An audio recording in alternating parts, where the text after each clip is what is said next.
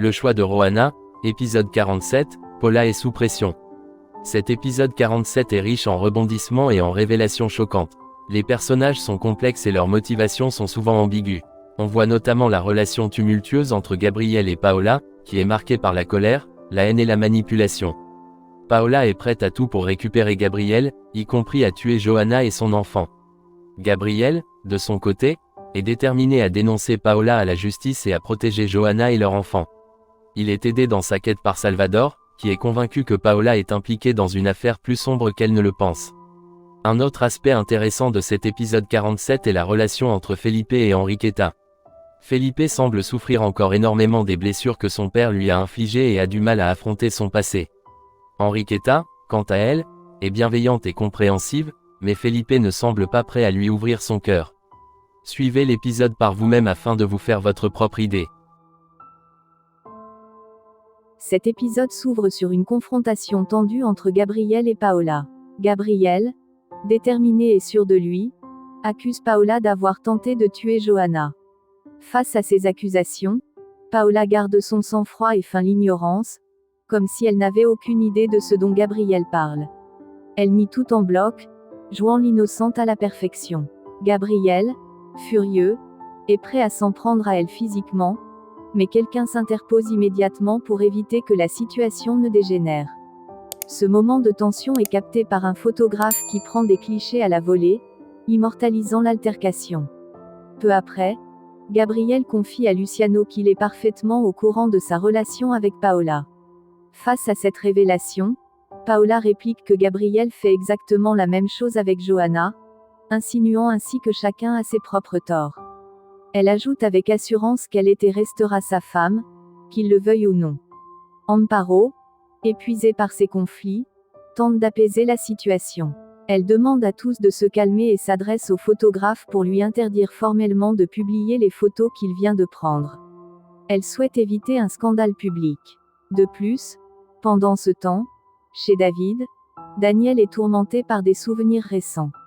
Elle se remémore encore avec trouble le moment où elle a vu David en sous-vêtements. Afin d'échapper à leurs pensées respectives, ils partagent un verre de whisky, essayant de noyer leur peine et leur malaise dans l'alcool. De retour à la brasserie, Gabriel et Paola se réfugient dans les toilettes pour discuter à l'abri des regards. Paola, outrée, lui demande comment il ose venir l'insulter sur son lieu de travail. Gabriel, sans détour, répète qu'il est convaincu qu'elle a essayé de tuer Johanna. Il affirme qu'il rassemblera toutes les preuves nécessaires pour la dénoncer à la justice. Paola, déconcertée, demande si Johanna est morte ou si elle a perdu son bébé. Gabriel lui répond que Johanna et l'enfant vont parfaitement bien, ce qui pousse Paola à les féliciter ironiquement. Gabriel, écœuré, se demande comment il a pu partager sa vie avec une femme incapable de le soutenir durant son combat contre le cancer. Paola tente de le toucher en lui disant qu'elle l'a toujours aimé, qu'elle l'aime encore et qu'elle veut simplement qu'il ouvre les yeux pour comprendre qu'elle est la femme de sa vie. Mais Gabriel lui répond que selon lui, elle est devenue une personne mauvaise, prête à tout pour atteindre ses objectifs. Il conclut en disant qu'il construira sa vie avec Johanna et leur enfant, puis il la laisse seule. À l'extérieur, Luciano se présente à Amparo et lui confie qu'il aime sincèrement sa fille. Peu après, Gabriel sort des toilettes très en colère et interdit qu'on le prenne en photo. Le photographe lui répond que c'est son métier de capturer des instants importants. Gabriel, hors de lui, frappe Luciano et lui dit de photographier ce moment-là s'il tient à capturer des choses importantes. Amparo intervient en affirmant que tout le monde a pu constater que Gabriel est un homme violent. Elle affirme qu'il ne mérite pas Paola. Gabriel répond qu'il ne souhaite qu'une chose, sortir de cette relation toxique, mais que c'est Paola qui insiste pour revenir dans sa vie. Puis il s'éloigne. Luciano, de son côté, tremble à l'idée d'être agressé une fois de plus. Pendant ce temps, Rogelio échafaude un plan pour forcer les autorités à fouiller l'hacienda de Gabriel. Selon lui, tout accélérera dès qu'il aura rencontré le procureur. Au même moment, Elvira est justement en train de s'entretenir avec ce dernier au sujet de la disparition de son fils. Elle est persuadée qu'il a été assassiné, mais le procureur explique qu'ils n'ont pas encore de preuves tangibles. Cependant, Elle admet que Gabriel est fortement suspect car Francisco avait l'intention de vendre ses actions. De plus, son téléphone a été retrouvé chez Gabriel. Il ajoute que Camilla éprouve des sentiments pour Gabriel et qu'elle a réussi à intégrer la brasserie. Elle fond en larmes et le supplie d'ordonner une fouille de l'hacienda car elle craint que le corps de son fils y soit enterré. À la brasserie, Camilla s'informe de l'état de santé de Rana auprès de Carlos. Ce dernier lui répond que Rana et le bébé se portent bien. Il ajoute qu'il soupçonne Paola d'être derrière tout cela. Camilla, troublée, avoue qu'elle ne reconnaît plus Paola depuis quelque temps. Elle semble dépassée par l'évolution du comportement de son amie. Amparo confronte ensuite Paola et lui prédit qu'elle finira en prison à cause de son obsession pour Gabriel. Paola rétorque que Gabriel n'a aucune preuve contre elle. Elle affirme que Juana a ensorcelé Gabriel, mais que tout cela prendra fin lorsque Juana ne sera plus là. Amparo, impuissant, ne parvient pas à faire entendre raison à sa fille. Plus tard, Gaston rend visite à Paola pour l'informer qu'il doit rompre leur contrat. Il a décidé d'engager un autre mannequin à sa place. Il exige qu'elle rembourse tout ce qu'elle lui doit pour non-respect des clauses. Paola lui répond avec sarcasme qu'elle lui prescrira également un traitement anticipé contre le stress, puis elle lui claque la porte au nez. De son côté, Salvador se rend à la brasserie pour parler à Gabriel. Ce dernier lui confie qu'une employée de maison lui a révélé que Paola était derrière l'agression contre Juana. Salvador prend la chose très au sérieux. Gabriel insiste sur le fait qu'il doit rassembler des preuves afin d'inculper Paola car elle représente un danger pour Juana et leur enfant.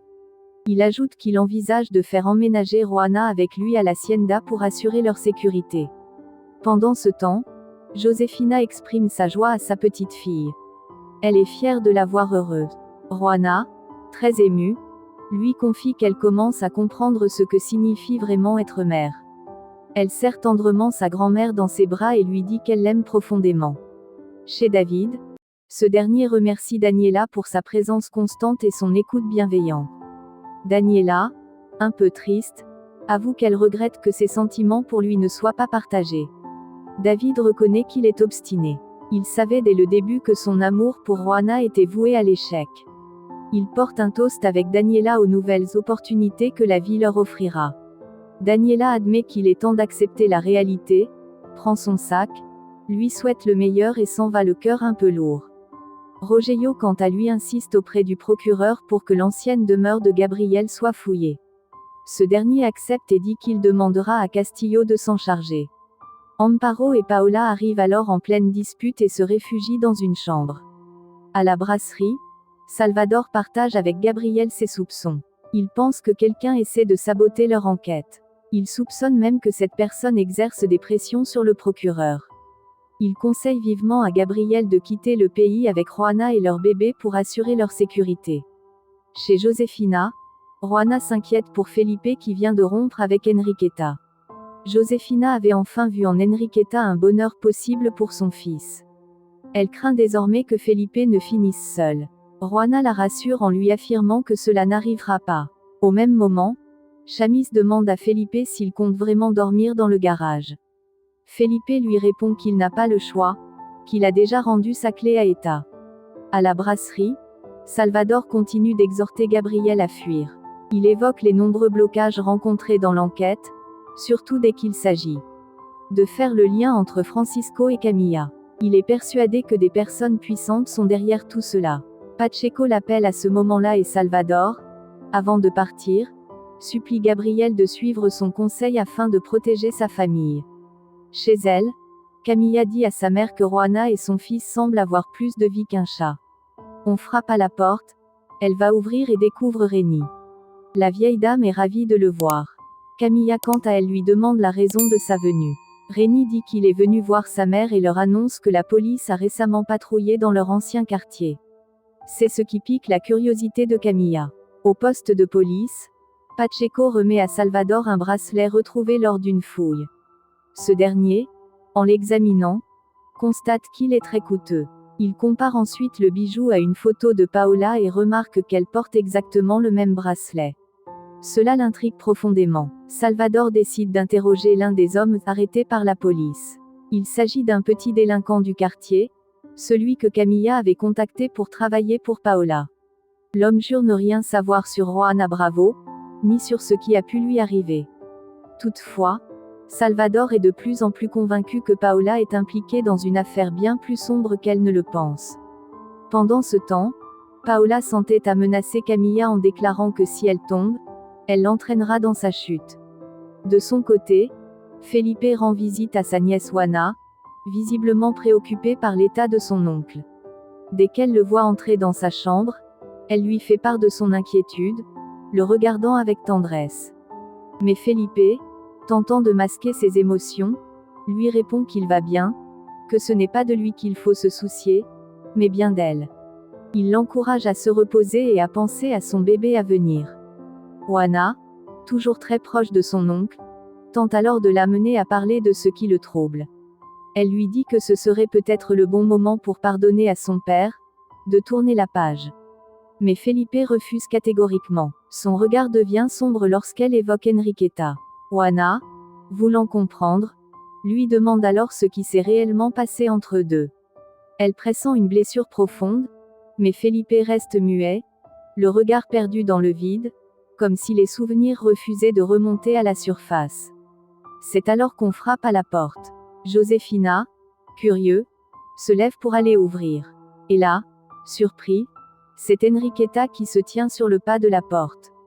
Elle lui annonce calmement qu'elle est venue voir Juana. Dans la chambre, l'atmosphère est devenue lourde. Felipe, comprenant la situation, s'agite légèrement. Juana tente encore de le faire parler, mais il coupe court à la conversation en lui disant qu'il ne veut pas évoquer Enriqueta.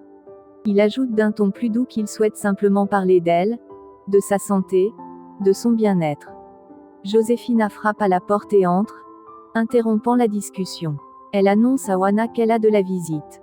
En voyant Enriqueta sur le seuil, Felipe reste figé, manifestement très gêné. Pendant ce temps, Paola, pleine de rage, affirme qu'elle entraînera Camilla dans sa chute si jamais elle est dénoncée. Chez Josefina, Felipe, mal à l'aise, se lève, prêt à quitter la chambre. Juana, désolée, lui demande s'il ne va pas saluer Enriqueta. Celle-ci, bienveillante, lui dit qu'elle peut partir si sa présence dérange, mais Juana l'en dissuade, lui demandant de rester malgré tout. Felipe quitte la pièce en lançant un simple « Bonne nuit » à sa nièce, incapable d'affronter son passé. Dans la cuisine, il croise Raymond qui l'invite à prendre un café. Felipe hésite un instant puis accepte.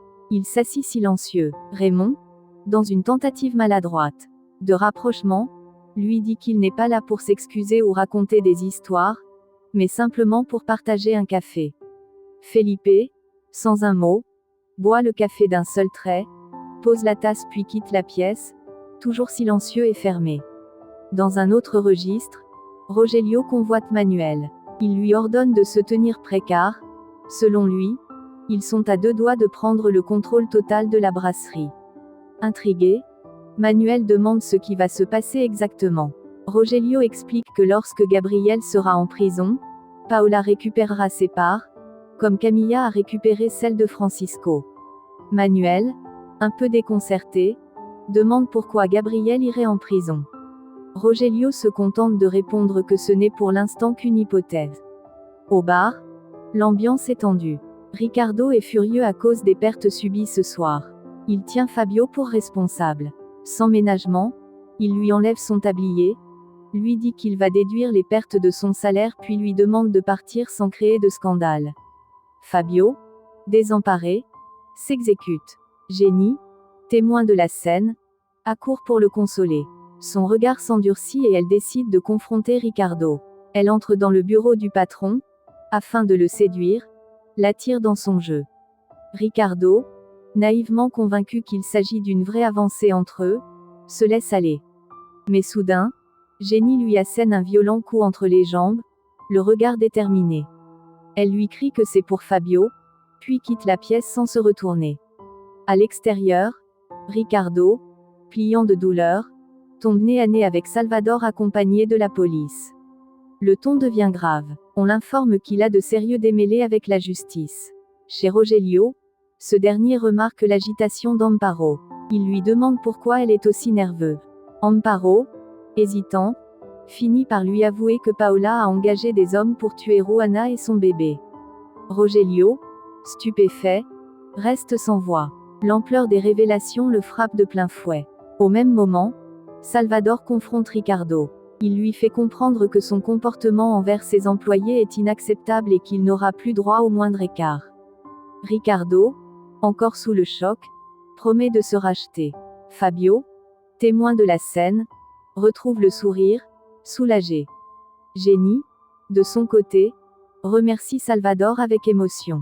Chez Rogelio, Amparo continue ses révélations et lui dit que c'est Camilla qui a aidé leur fille à trouver les tueurs pour exécuter Juana.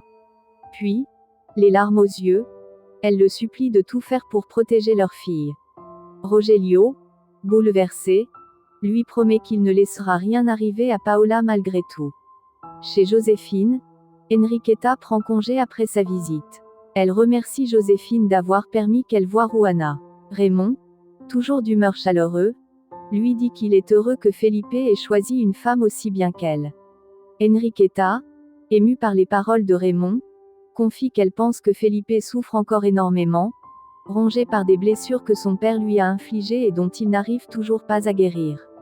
Joséphine la remercie de s'être ouverte à eux et Enriqueta s'en va, le cœur lourd mais soulagé d'avoir pu parler. Peu après, Salvador arrive chez Joséphine. Il demande à parler à Juana de toute urgence. Dans la chambre, il lui montre des images d'individus suspects. Il lui demande si elle reconnaît ses agresseurs. Juana observe attentivement, et soudain, son regard se fige. Elle reconnaît l'un d'eux. Salvador lui explique que ce garçon portait un bracelet identique à celui de Paola.